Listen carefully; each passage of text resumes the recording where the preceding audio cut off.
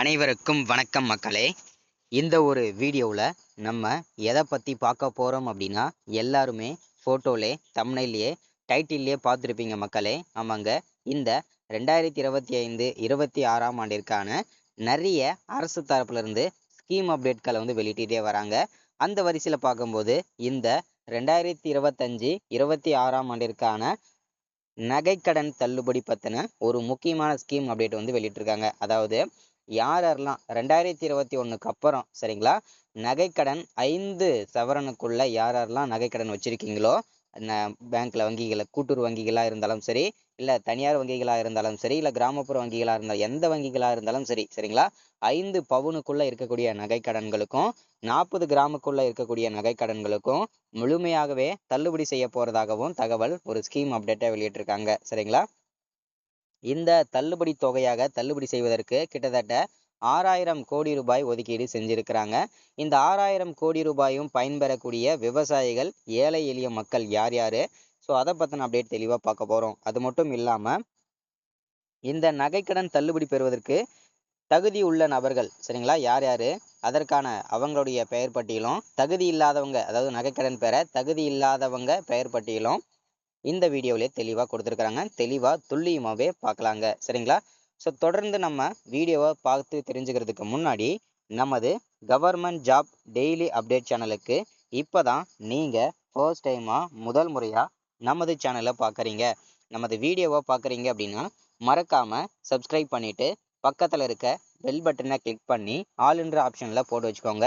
அப்போ தான் நம்ம போடக்கூடிய அரசு துறையிலிருந்து வரக்கூடிய எல்லா விதமான கவர்மெண்ட்டோட ஜாப்ஸ் அப்டேட்ஸ் நோட்டிஃபிகேஷன் இது எல்லாமே நீங்கள் உடனுக்குடனே ஈஸியாகவே துல்லியமாகவே தெரிஞ்சுக்க முடியும். சரிங்களா, ஸோ அது மட்டும் இல்லாமல் உங்களுடைய ஃப்ரெண்ட்ஸ், ரிலேட்டிவ்ஸ், கான்டாக்ட் இருக்கக்கூடியவங்க எல்லாருக்கூடயும் ஷேர் பண்ணிங்கன்னா ரொம்ப ரொம்ப பயனுள்ளதாக இருக்குங்க. சரிங்களா, சரி ஓகே, வாங்க வீடியோக்குள்ளே போயிட்டு இதற்கான முழுமையான தகவலும் அப்டேட்டும் என்ன ஏதுன்றதை தெளிவாகவும் துல்லியமாகவும் தெரிஞ்சுக்கலாங்க. சரிங்களா, ஸோ இந்த இடத்துல தெளிவாக நமக்கு மென்ஷன் பண்ணி சொல்லியிருக்காங்க. என்னென்னா 5 சவரன் நகைக்கடன் தள்ளுபடி.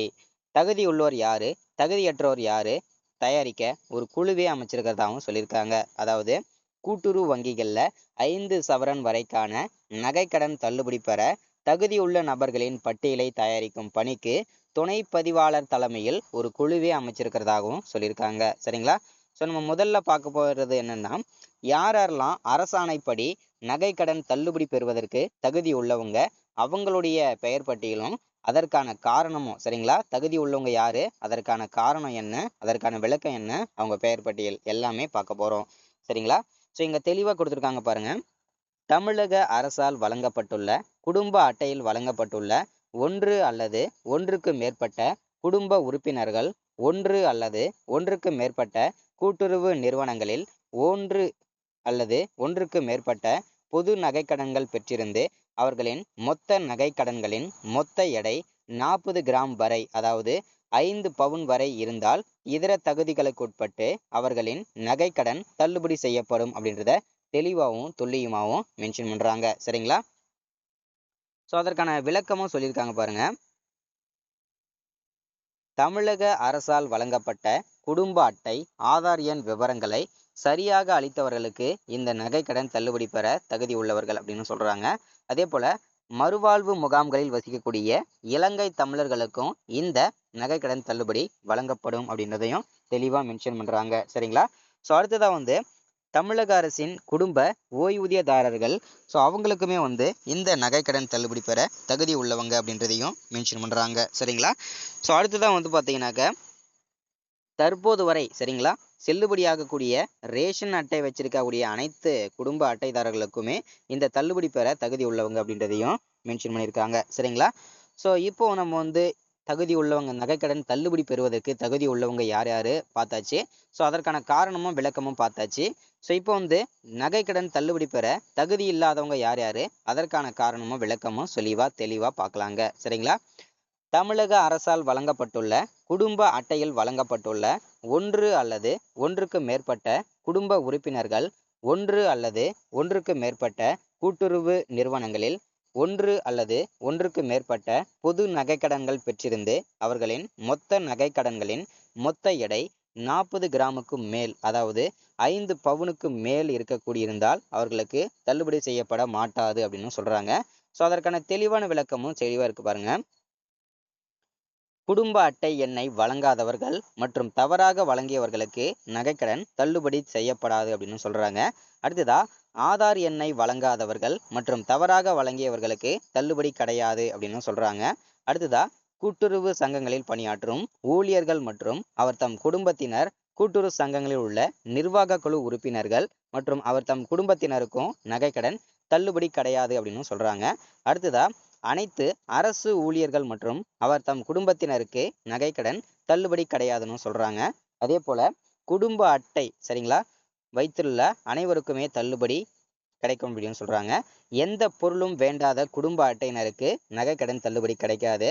அதே போல நீங்க 2021க்கு அப்புறம் சரிங்களா, அந்த வருஷத்துக்கு அப்புறம் நீங்க வந்து பயிர்க்கடன் வாங்கி அதற்கான தள்ளுபடி வாங்கியிருந்தீங்கன்னா உங்களுக்கு இந்த நகைக்கடன் தள்ளுபடி கிடைக்காது.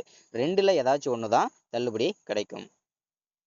அதே போல 40 கிராமுக்கு மேல இருக்கக்கூடிய அந்தி யோஜனா, அன்ன யோஜனா ரேஷன் அட்டையை வச்சு நீங்க நகைக்கடன் வாங்கியிருந்தீங்கனாலும் உங்களுக்கு தள்ளுபடி கிடைக்காது. அதே போல நகைகளே இல்லாம நகைக்கடன் பெயர் சொல்லி நகைக்கடன் ஏட்டளவில் வாங்கிய நகைக்கடன்களுக்கும் தள்ளுபடி கிடைக்காதுன்னு சொல்றாங்க. போலி நகைகளுக்கும் தள்ளுபடி கிடைக்காதுன்னு தெளிவா உங்களுக்கு மென்ஷன் பண்ணியிருக்காங்க. சுய விருப்பத்தின் பெயரில் நகைக்கடன் பெற விருப்பம் இல்லாதவர்கள் படிவம் 3ல் உறுதிமொழி சான்று தர வேண்டும் அப்படின்றதையும் மென்ஷன் பண்ணியிருக்காங்க. அடுத்ததா வந்து தமிழ்நாடோட ரேஷன் அட்டை இல்லாம ஆந்திரா, கேரளா, தெலுங்கானா, புதுச்சேரி உள்ளிட்ட மாநிலங்களை சார்ந்த ரேஷன் அட்டை வச்சிருந்தீங்கனாலும் உங்களுக்கு தள்ளுபடி கிடைக்காது. அதே போல ஆதார் அட்டையில தமிழக அட்ரஸ் இல்லாம வேறு மாநிலத்தோட அட்ரஸ் வந்து ஆந்திரா, கேரளா, தெலுங்கானா, புதுச்சேரி உள்ளிட்ட மாநிலங்களை சார்ந்த அட்ரஸ் இருந்தாலும் உங்களுக்கு தள்ளுபடி கிடைக்காது அப்படின்றதையும் தெளிவா இந்த இடத்துல மென்ஷன் பண்ணியிருக்காங்க. சரிங்களா?